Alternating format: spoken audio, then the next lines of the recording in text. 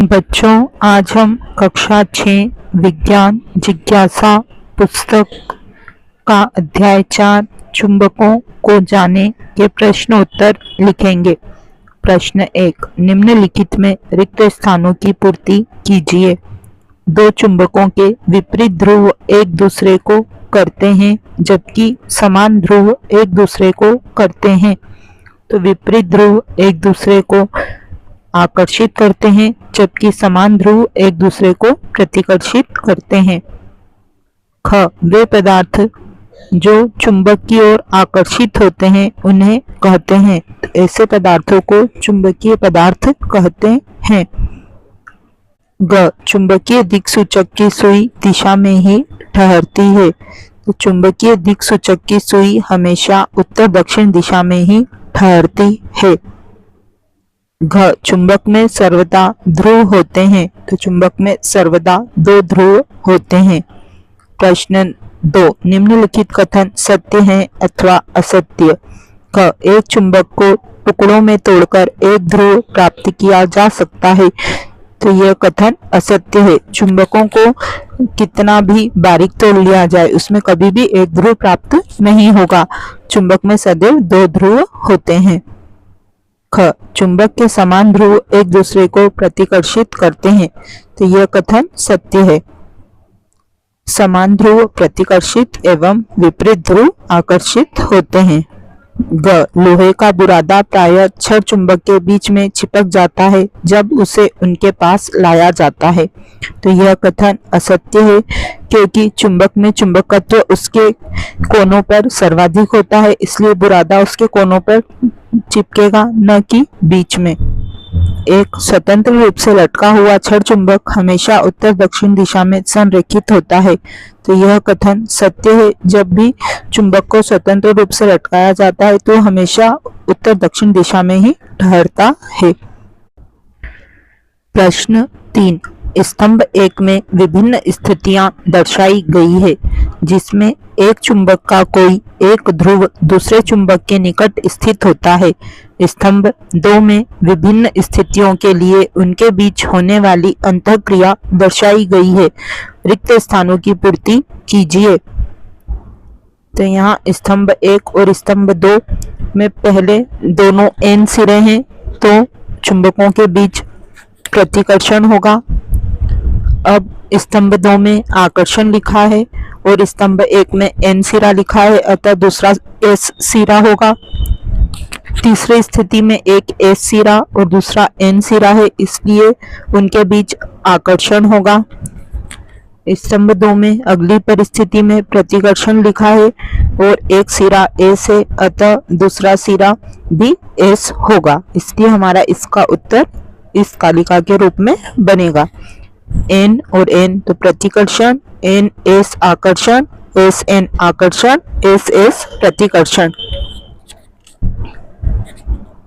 प्रश्न 4, अथर्व ने एक प्रयोग किया जिसमें उसने एक छड़ चुंबक लिया और उसे स्टील के पिनों के ढेर पर घुमाया।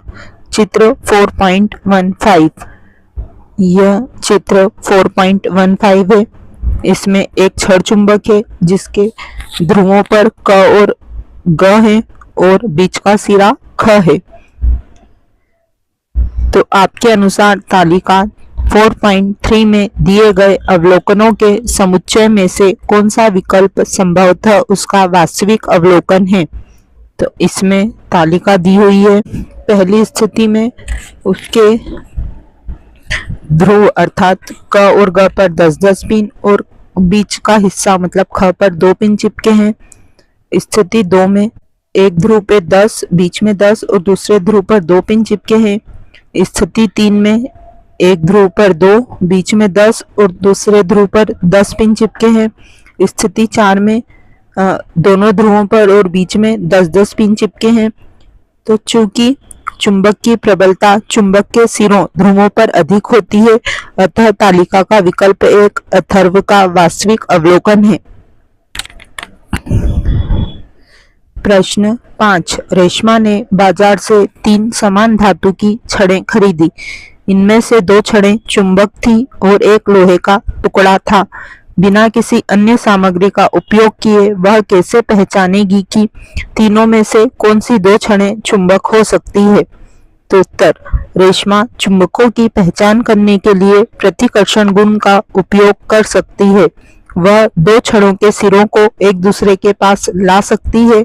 यदि किन्हीं दो छड़ों के बीच प्रतिकर्षण है तो वे दोनों चुंबक ही होंगे, क्योंकि केवल चुंबक ही एक दूसरे को प्रतिकर्षित करते हैं। यदि केवल आकर्षण है तो इसका अर्थ है कि एक चुंबक है और दूसरा लोहा। प्रश्न 6, आपको एक चुंबक दिया गया है जिस पर ध्रुवों की पहचान अंकित नहीं है।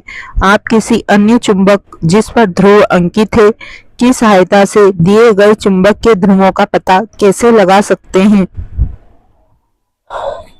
जिस चुंबक पर ध्रुव अंकित है उस चुंबक के उत्तरी ध्रुव को अन्य चुंबक के एक सिरे के पास लाएंगे। यदि सिरे आकर्षित होते हैं तो अचिह्नित सिरा दक्षिणी ध्रुव है। यदि वे प्रतिकर्षित होते हैं तो अचिह्नित सिरा उत्तरी ध्रुव है। प्रश्न 7, कोई एक छड़ चुंबक पर उसके ध्रुवों को दर्शाने के लिए कोई चिन्ह अंकित नहीं है। आप किसी अन्य चुंबक का उपयोग किए बिना यह कैसे पता लगाएंगे कि उसका उत्तरी ध्रुव किस छोर पर स्थित है? छड़ चुंबक को एक धागे की सहायता से स्वतंत्र रूप से लटकाएंगे। जब वह विश्राम अवस्था में आ जाएगी तब उत्तर दिशा की ओर इंगित करने वाला सिरा छड़ चुंबक का उत्तरी ध्रुव और दक्षिण दिशा की ओर इंगित करने वाला सिरा छड़ चुंबक का दक्षिणी ध्रुव होगा। प्रश्न 8, यदि पृथ्वी स्वयं एक चुंबक है तो क्या आप चुंबकीय दिक्सूचक की दिशा देखकर पृथ्वी के चुंबकीय ध्रुवों का अनुमान लगा सकते हैं? हाँ, क्योंकि चुंबक के विपरीत ध्रुव एक दूसरे को आकर्षित करते हैं, इसलिए दिक्सूचक सुई का वह सिरा जो उत्तर दिशा की ओर इंगित करता है पृथ्वी के चुंबकीय ध्रुव का दक्षिणी ध्रुव है एवं दिक्सूचक सुई का दक्षिणी ध्रुव जो दक्षिण दिशा में ठहरता है वह पृथ्वी के चुंबकीय ध्रुव का उत्तरी ध्रुव होता है। प्रश्न 9, एक मिस्त्री पेचकस की सहायता से एक यंत्र की मरम्मत कर रहा था, तभी स्टील के पेंच बार बार गिर रहे थे।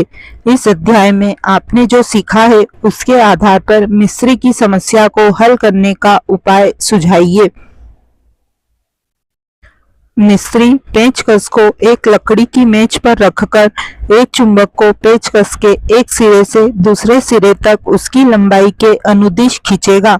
जब दूसरे सिरे पर पहुंच जाएगा तो चुंबक को ऊपर उठाएगा एवं बिना ध्रुव को बदले इस प्रक्रिया को 30-40 बार दोहराएगा, जिससे पेचकस चुंबक बन जाएगा एवं पेच को पकड़कर रखेगा, जिससे वे गिरने से बच जाएंगे। प्रश्न 10, दो वलय चुंबक क और ख चित्र 4.16 में दर्शाए अनुसार व्यवस्थित हैं। यह देखा गया है कि चुंबक क नीचे की ओर नहीं जाता है। इसका संभावित कारण क्या हो सकता है? किसी भी चुंबक को बिना धकेले क को चुंबक ख के संपर्क में लाने का उपाय सुझाइए।